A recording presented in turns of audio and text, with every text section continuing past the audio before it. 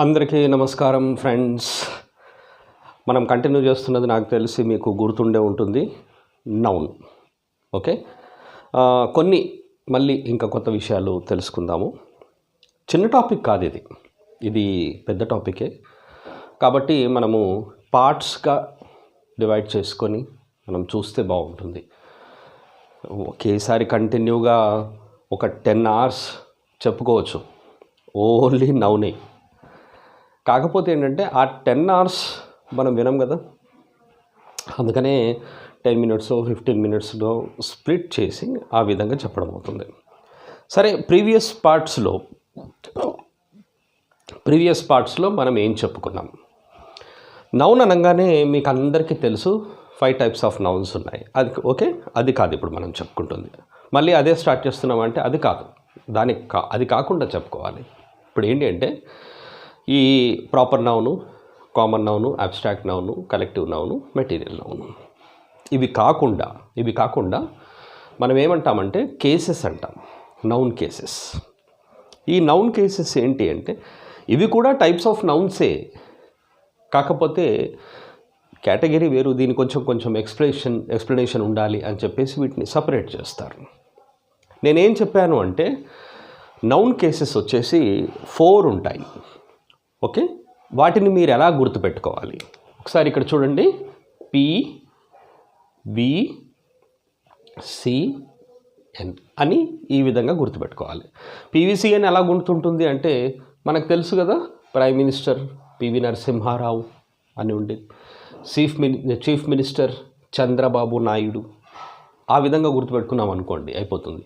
మనము ఆ లీడర్స్ని గుర్తుపెట్టుకోవాలని కాదు, వీటిని ఎలా గుర్తుపెట్టుకోవాలి అంటే ఆ లీడర్స్ని ఒకసారి ఓకే వాళ్ళ పేరు అన్నీ గుర్తుండవు కదా మనకి, అలా అని చెప్పేసి.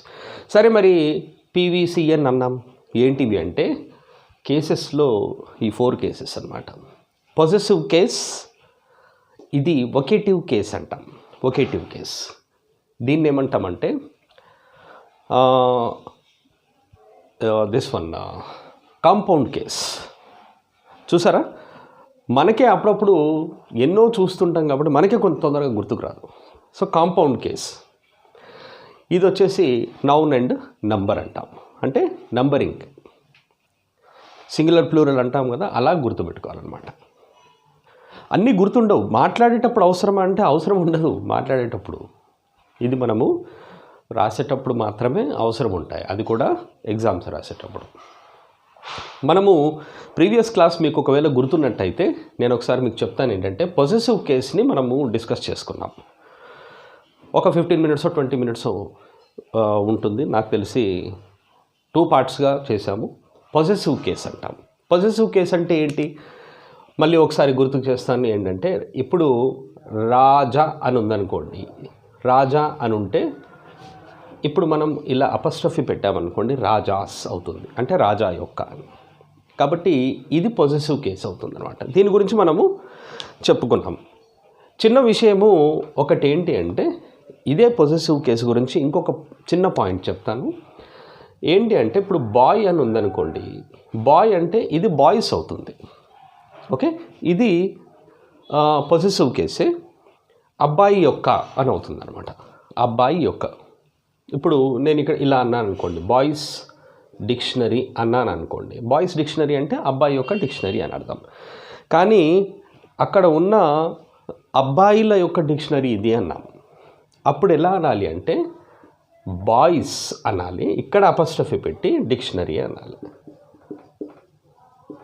ఓకే, బాయ్స్ అన్నాము, ఎస్ తర్వాత అపస్ట్రఫీ వచ్చినట్టయితే అది ప్లూరల్ అవుతుంది. సింగులర్ అయితే వర్డ్ పక్కన పెట్టాలి, ఎస్ బిఫోర్ ఎస్ అపస్ట్రఫీ పెట్టాలి. ప్లూరల్ అయితే ఎస్ తర్వాత అపస్ట్రఫీ ఇవ్వాలి. ఇది కూడా ఏంటి, ఇదెందుకు మనం డిస్కస్ చేసుకుంటున్నామంటే ఇది కూడా పొజెసివ్ కేసే అవుతుంది అనమాట. సరేనా, ఇప్పుడు పొజెసివ్ కేస్ అయిపోయింది. పొజెసివ్ కేస్ అయిపోయిన తర్వాత మరి సెకండ్ వన్ ఉంది కదా, వొకేటివ్ కేస్ అనేది ఒకసారి చూద్దాం. రైట్, వీటిని గుర్తుపెట్టుకోవడం ఇలా గుర్తుపెట్టుకోవాలన్నది చెప్పాను కదా. సరే, వొకేటివ్ కేస్ అనేది ఒకసారి రాద్దాం. వొకేటివ్ కేస్. వొకేటివ్ కేస్ అంటే ఏంటి మై డియర్ ఫ్రెండ్స్? ఇది కూడా నౌనే. కాకపోతే